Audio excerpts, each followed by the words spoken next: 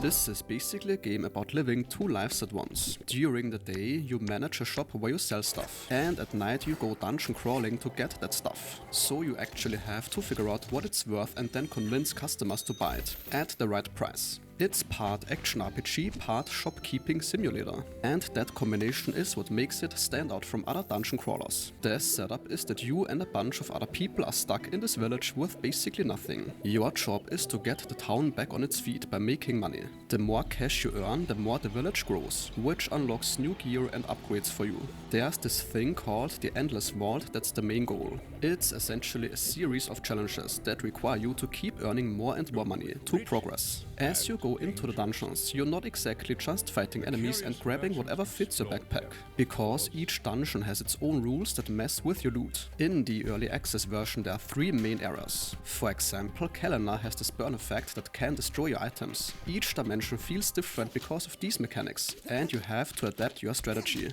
Items have a quality rating that changes how much they're worth, and different effects can increase or decrease that quality. Some relics do special things when they get destroyed, so sometimes you want to sacrifice them on purpose. The combat has changed a lot from the first game. You still have your main weapon, but now you also have a gun that comes with every weapon. Different weapons have their own mechanics. For example, the spear lets you throw smaller spears around the room, and then pull them all back for damage. There are perks you unlock during runs that modify how you play, like making enemies explode, or increasing your gun damage when it's not full. When you get back to your shop, you have to sell everything. Now the catch is that you don't automatically know what items are worth. You have to guess the price, and customers will get angry if you charge too much, or be happy if it's fair.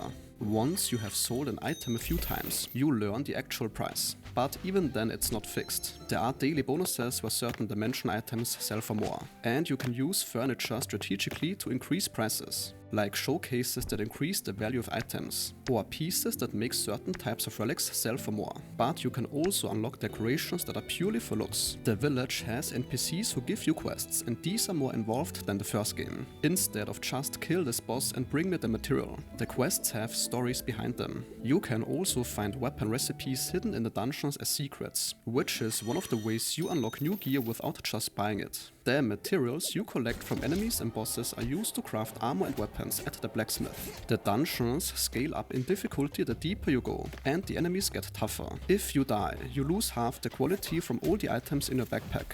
The early access version has 3 full dungeons with 2 locations each, more than 120 relics to find and sell, 4 main weapons, and close to 100 perks spread between shop and dungeon upgrades. And that sentence concludes today's video. If your time was respected, a like or comment is very much appreciated.